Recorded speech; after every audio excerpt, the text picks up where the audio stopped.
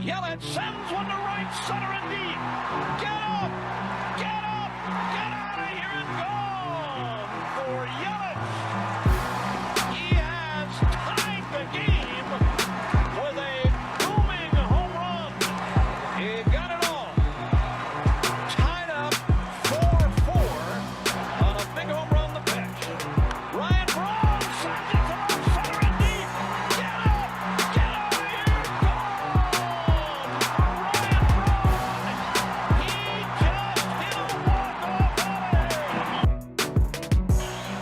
Hader ready again. Here it is. Swinging fly ball into right center. Broxton is there. And they're the champions.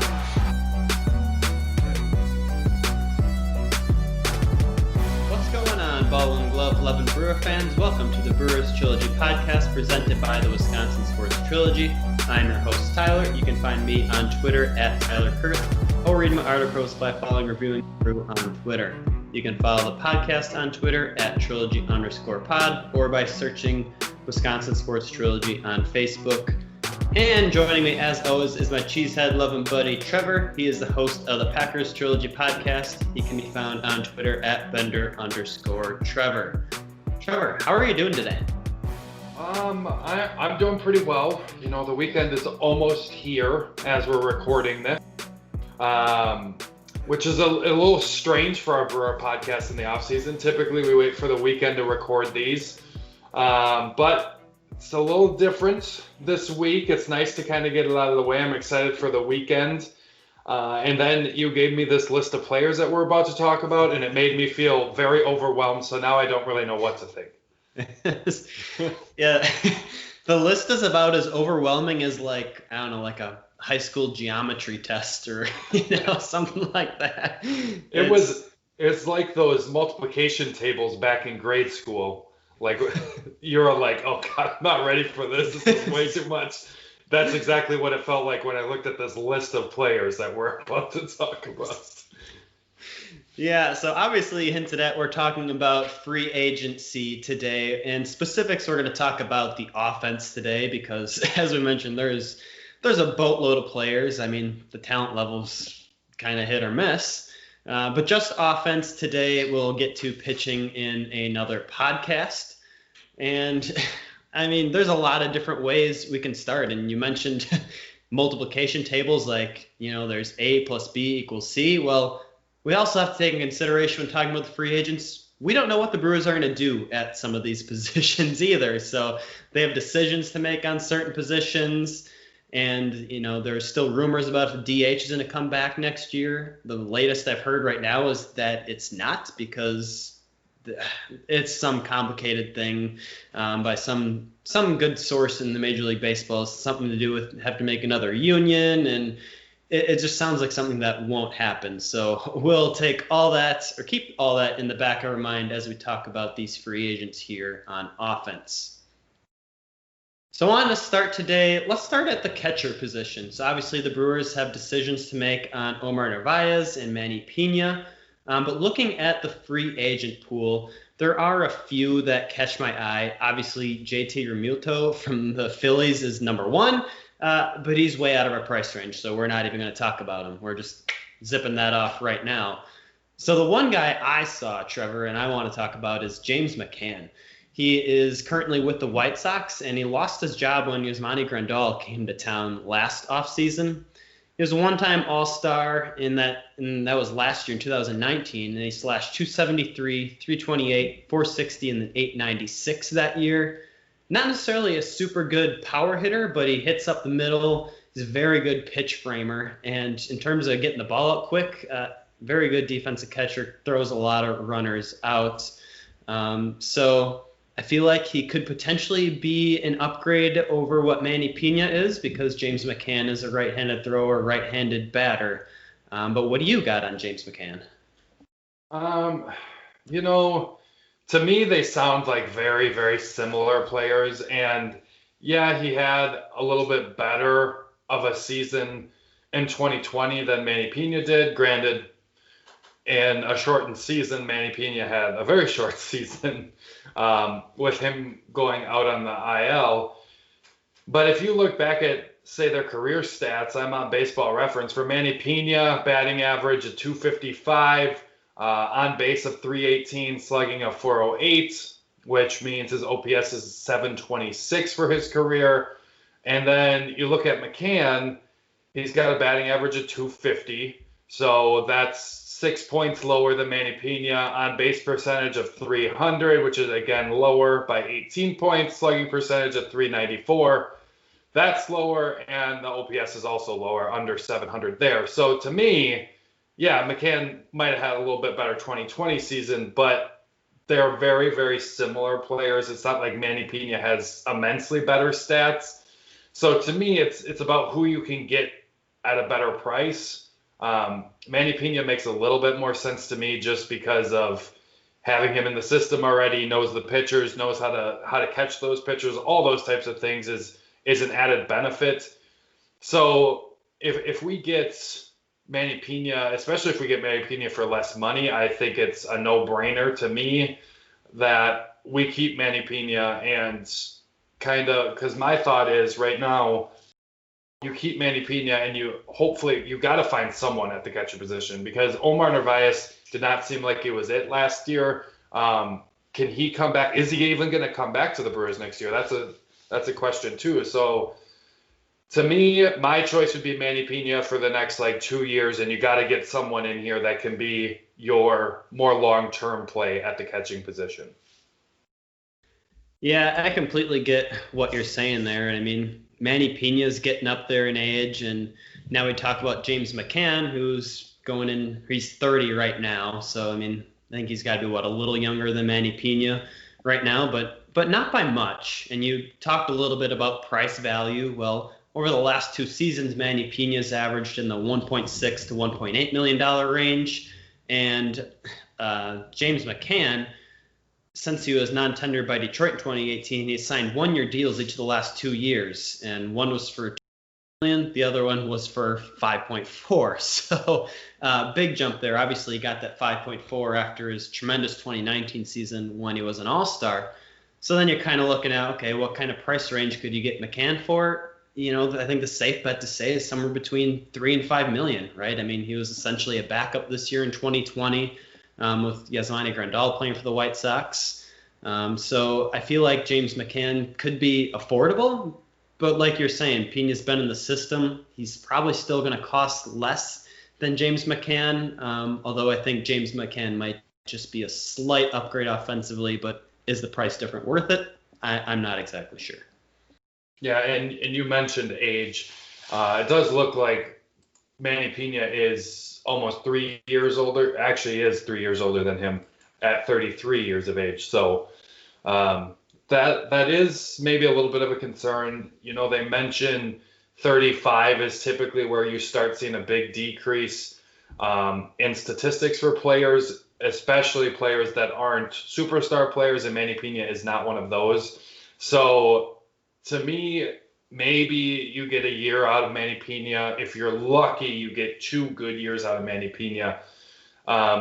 So I guess if you bring that age thing into consideration, is a little bit more money for James McCann for 3 years, a better option when you know that he's still not your long-term catcher, but it gives you a little bit more time to try to figure it out, figure if you have anyone in the system that's going to be capable of that, all those types of things.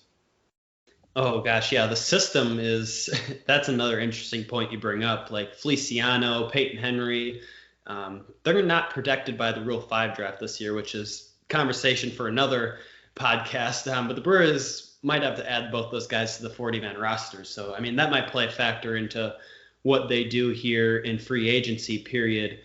And, I mean, I wanted to bring up James McCann because I think under JT Realmuto, he's probably the best option that you can have at catcher and probably one of the more realistic ones. But kind of based off what we're saying, I don't think we can really justify, kind of forking over a little bit extra money for maybe a potential upgrade offensively is kind of where I'm going to leave this here in terms of catcher free agency talk. Well, Tyler, we have a catcher on the market.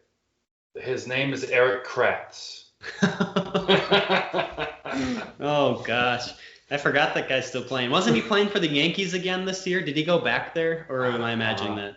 I don't remember, but I saw his name on the list, and I was like, oh, that has to be brought up. Granted, he is 40 years old at this point, so probably not a very good option, but definitely had to mention Eric Kratz. He deserves some love here on this Brewers podcast. When that guy like finally does retire from actually playing the game, he's just gonna go like be the full-time bullpen catcher for some major league team. He's never gonna give it up. I mean, kudos for that guy. That's awesome. All right, let's move on. Let's move out of the catcher position because that's just such a gray area. Which we're gonna move into another gray area. Let's switch over to kind of first/third base free agencies here. So. Obviously, the Brewers have to make a decision on Jerko. Vogelbach still there. He's going to be a Super 2 player this year, so might get a little bit more money. And then at third base, Urias will most likely be there next year in 21, and Brewers have to make a decision on Sogard, who spent some time there as well. So kind of looking at realistic options, the first guy that really caught my eye was Jake Lamb. And my first point I want to make about Jake Lamb is I feel like if the Brewers go out and sign him, it's going to be very much the same type of feeling like when we signed all of our players from last offseason. Like you're hoping for a rebound with this guy. Like you're hoping he returns to form because he had 2 great seasons for the Diamondbacks in 16 and 17. 2017 was his all-star year. He was around 30 home runs both of those years, around 90 to 100 RBIs. And then just with the flip of a switch, just stopped hitting in 2018. Ended up getting traded to the Athletics this year. Actually had a little bit of success with the A's, homered in his first game back, had 3 overall after being traded. But what do you think about a potential Jake Lamb signing? Because he could play first or third base, although he'd be primarily a third baseman throughout his career. Yeah, that one, like, to me, I kind of get where you're coming from. Mainly third base. You look at that, stereotypically, that third baseman has power. But, you know, his batting average leaves a lot to be desired. Career average of 239. You know, even his best seasons, you mentioned 2016, 2017, 249 in 2016. And then the next year, again, that All-Star year in 2017, 248. 2015, he did hit for a little bit better average. He had 263. But like I said, career 240 hitter and really, really struggled in 2020, 2019. Both of those years, he was batting under 200 at 193 for each of those years, which is nuts that he got the same exact batting average. But it's not someone that I would be overly excited about. To me, if Jake Lamb is the guy that we're able to sign at that position, to me, I'd rather just keep Jerko at first and keep Urias at third and live with that, because Jerko really impressed me this year. And who knows what he's got left in the tank? Who knows how long we're going to be able to get some production out of him? But he was very good in 2020 for us and was probably the biggest bright spot, I think, on the offense. And I don't even think that's that close. I think, Arcia played extremely well as well, but yeah, not a very good offensive year. And he was one of the guys that was very consistent. He batted 248, nothing spectacular, but he was very consistent and came up with timely hitting. So if I had to choose between the two, I'd take Jed Jerko. I know they're not exactly similar players, but I'd take Jerko. And then the upside of Urias, I like a little bit more. Having him play third base, I am over Eric Sogard. I love nerd power, but he fell off tremendously last year, and this past year, and that's what I was afraid of, that we were going to see more a regression to the mean compared to the year prior for Sogard. Yeah, we're still really disappointed that Sogard signing just blew up in our face again. But the closing thoughts, I guess, here for Jake Lamb. I mean, you mentioned the semi-low batting average, which is most certainly true. But it is important to remember that he does walk a significant amount of much. I mean, in 2017, that All-Star year, he drew 87 walks. And throughout his career, he's always been up above a 10% walk rate when he's seen a substantial amount of playing time. So it definitely gives you an edge that way. He's going to give you a professional at bat, which it seems like the Brewers are lacking tremendously this year. And then, of course, you think like, how much is Jake Lamb going to cost you? You likely can sign him for less than $5 million is going to be my guess. He made a little over $5 million this year, but he was still in arbitration, so you can't really lose a whole lot of money there. But now that he's free agent, it's a whole new ball game. So we'll see what happens there with Jake Lamb. Is there anyone else who caught your list on the free agent market here for first or third base? So there's a guy that you mentioned on your list that actually interests me quite a bit, and that's CJ Cron. I am not like an overly huge fan of him. Like, if they don't sign him, I'm not going to be heartbroken. But he's a guy that I think is a little bit more consistent than some of the other players we mentioned.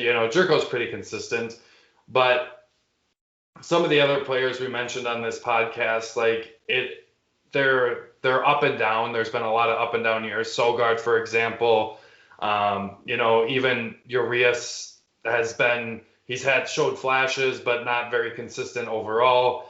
But CJ Cron seems to be very consistent. You look back at his stats, he had a bad 2020. And obviously we've talked about Hira and Christian Yelich having terrible 2020s as well. So 2020, no matter if it was great for players or terrible for players, I'm not putting a lot of stock in that. So if you take that 2020 season out, 2017 was the only other year that he hit under 250 since he's been in the league.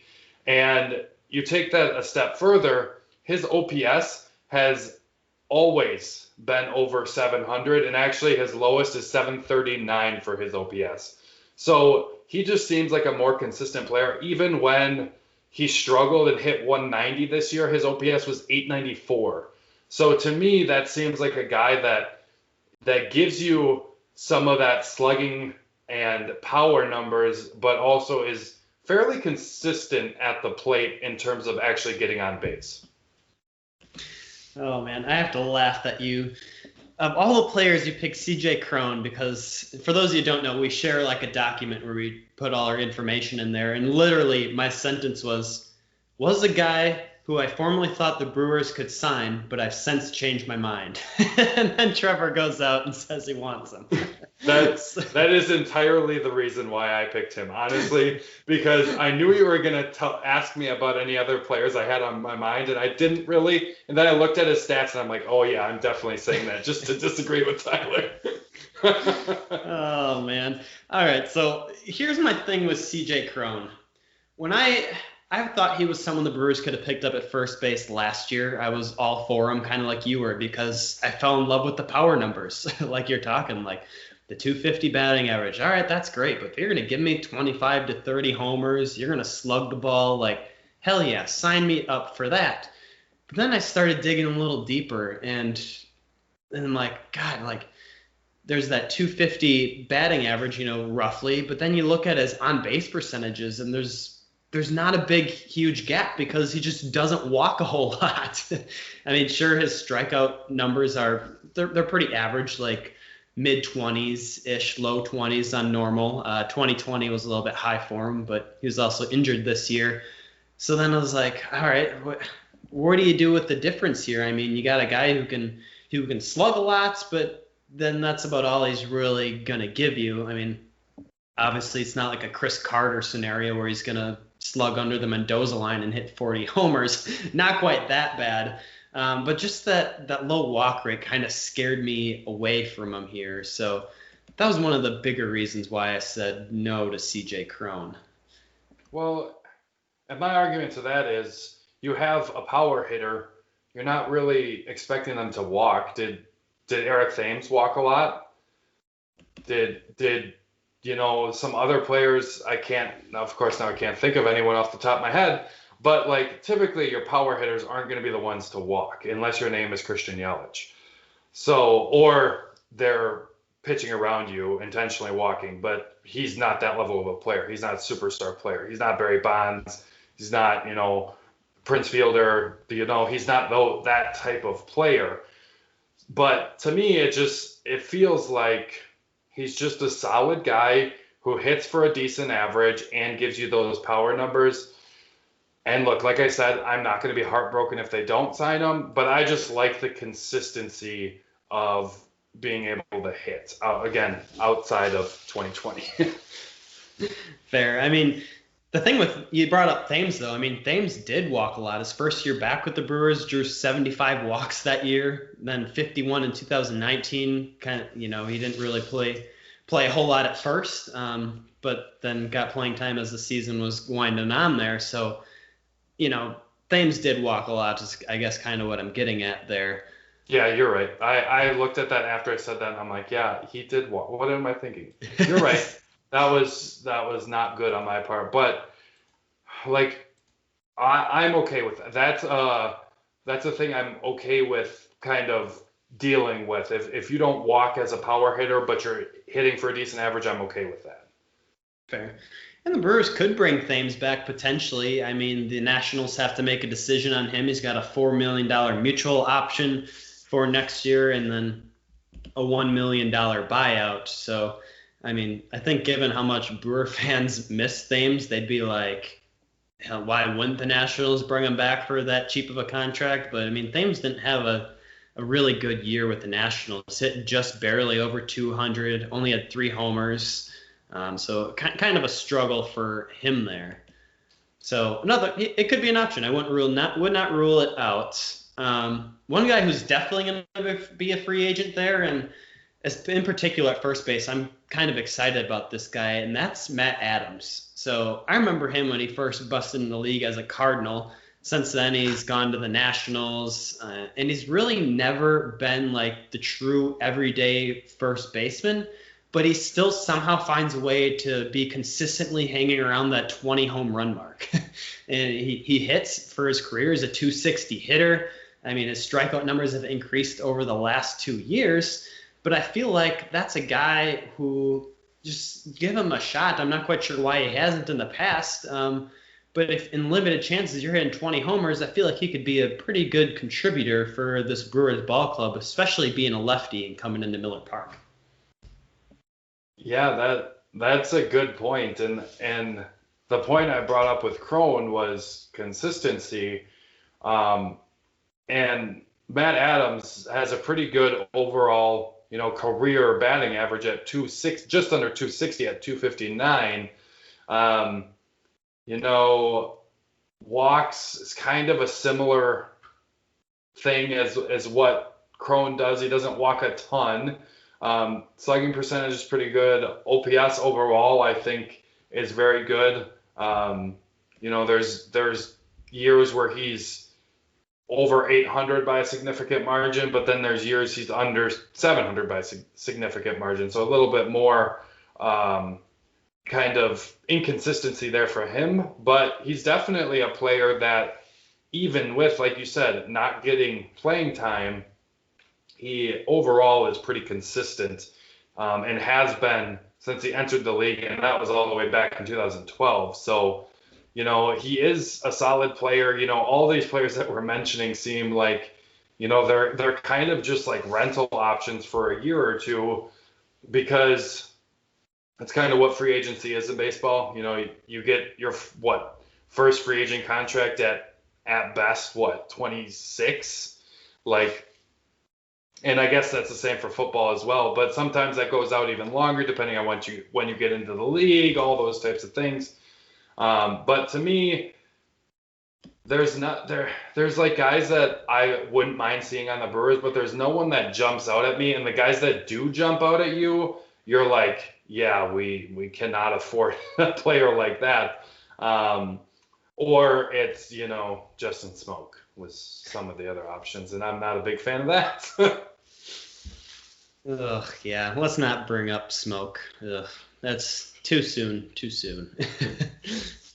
All right, there is one more first baseman that I would like to talk about, and he's, I think, probably the most interesting, and that's Mitch Moreland. So the guy's 35 years old, very similar to like the CJ Cron and Matt Adams that we just talked about throughout most of his career with Boston, like 250s hitter, walks occasionally. He's got good pop. He's normally around that 20-ish home run mark, kind of like we've been talking about the other guys. But all of a sudden this year, Mitch Moreland came in and was just on a tear. With Boston, he hit 328, ended up getting traded to the Padres for their postseason push, and now has a club option here for the 2021 season. So if that ends up getting declined, he will become a free agent. And, 35 years old, I don't know who's necessarily going to fork over a lot of money for him. So I think the biggest question with him is, do you buy this success that happened in 2020 with the increased batting average, and is it something you think the Brewers should pursue? There's a saying out there that it's going to get worse before it gets better.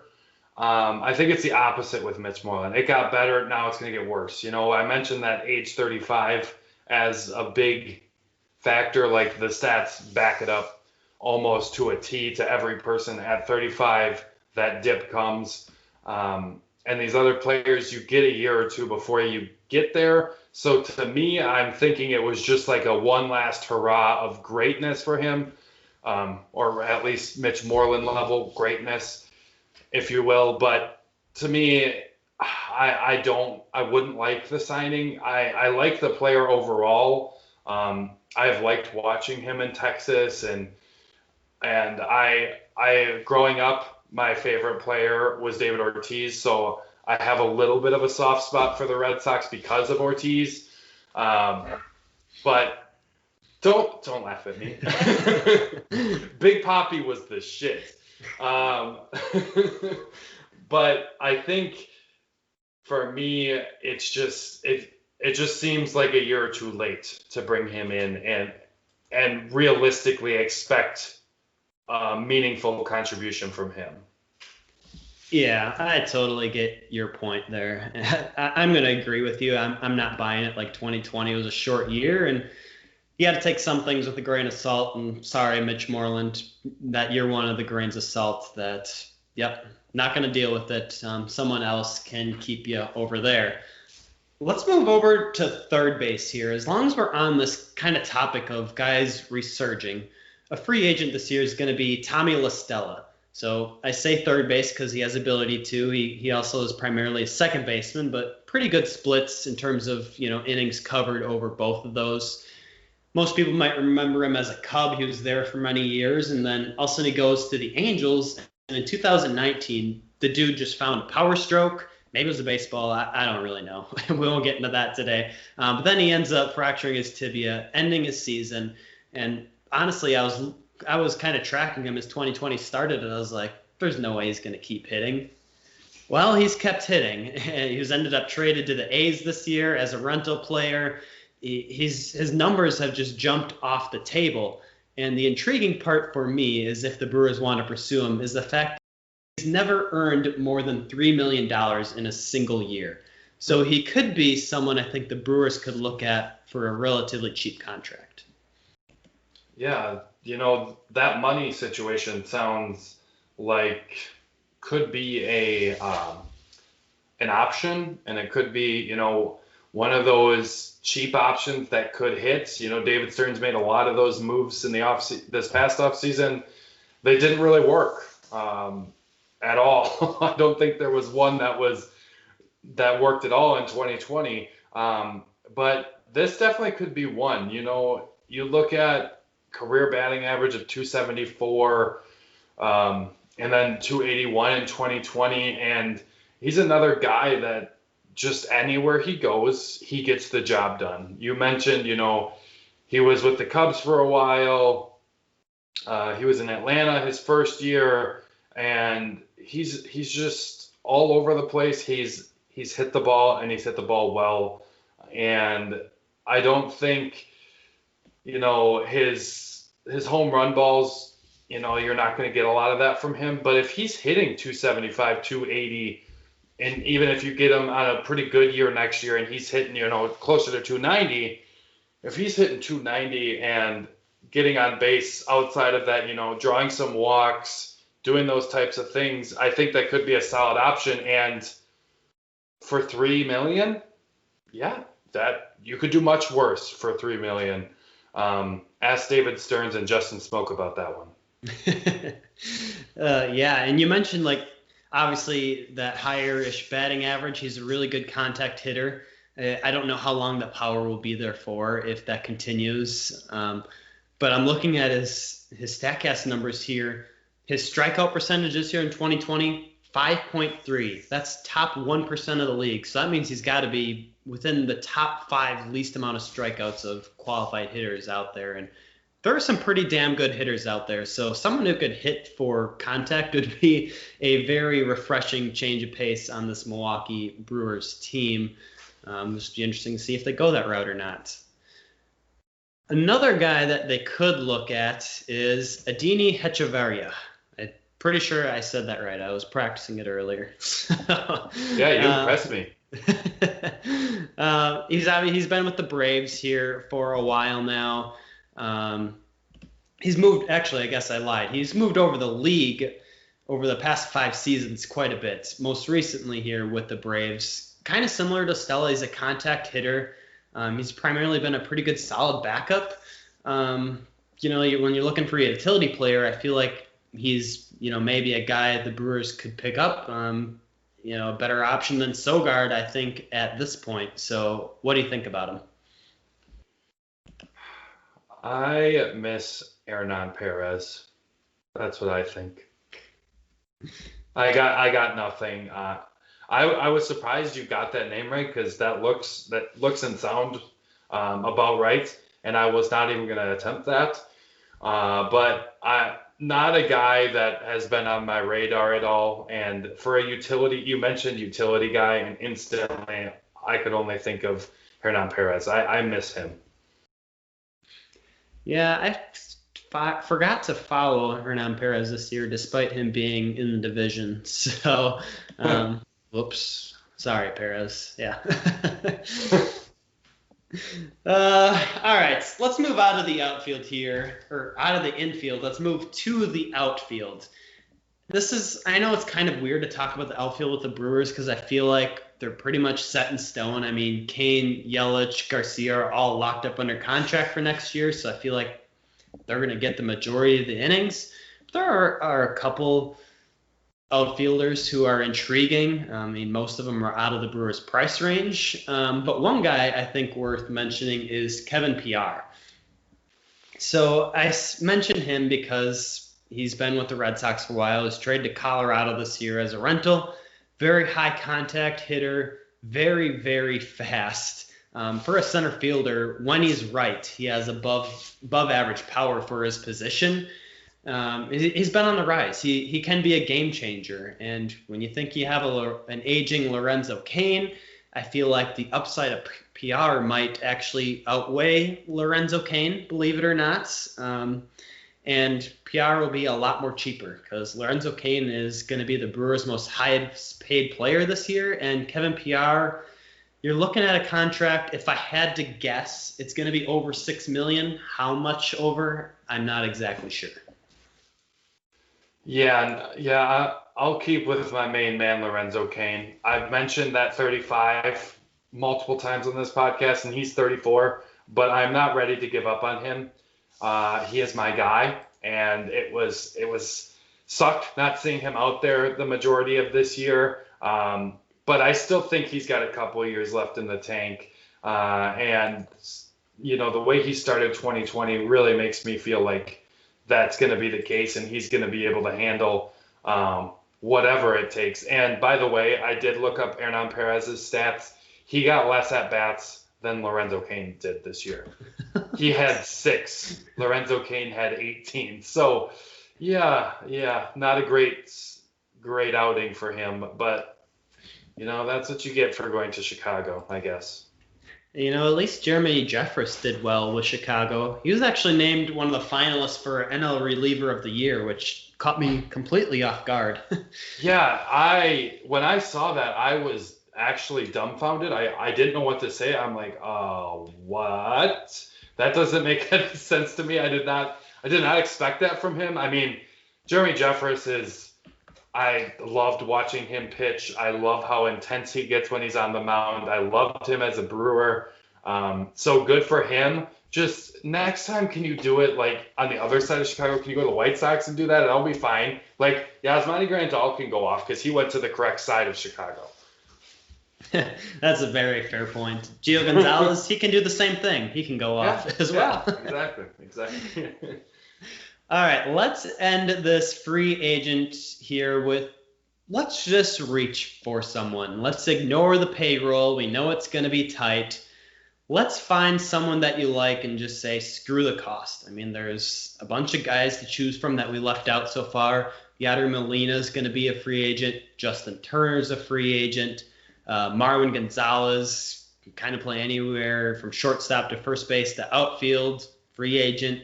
DJ LeMahieu, a ton of Astros, George Springer, Josh Reddick, Michael Brantley are all free agents, and then Marcell Ozuna as well.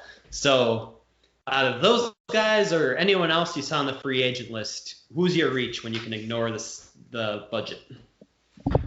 So when I can ignore the budget, and I don't know how great of a fit it is in terms of the position he plays defensively, but instantly, you have this list typed out in front of me of players that were out of our price range, and Marcell Ozuna was the one that caught my eye. I think he is a great baseball player.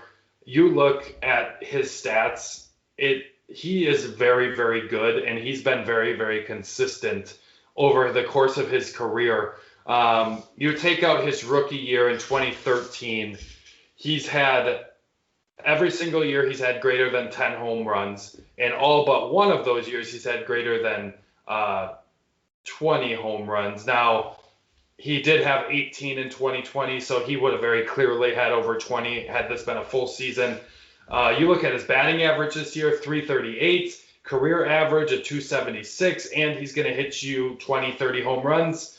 Like, that to me was the one that's just like, okay, you have whoever is your leadoff hitter, whoever you decide, if it's Avi Garcia, Urias, whoever is the leadoff hitter.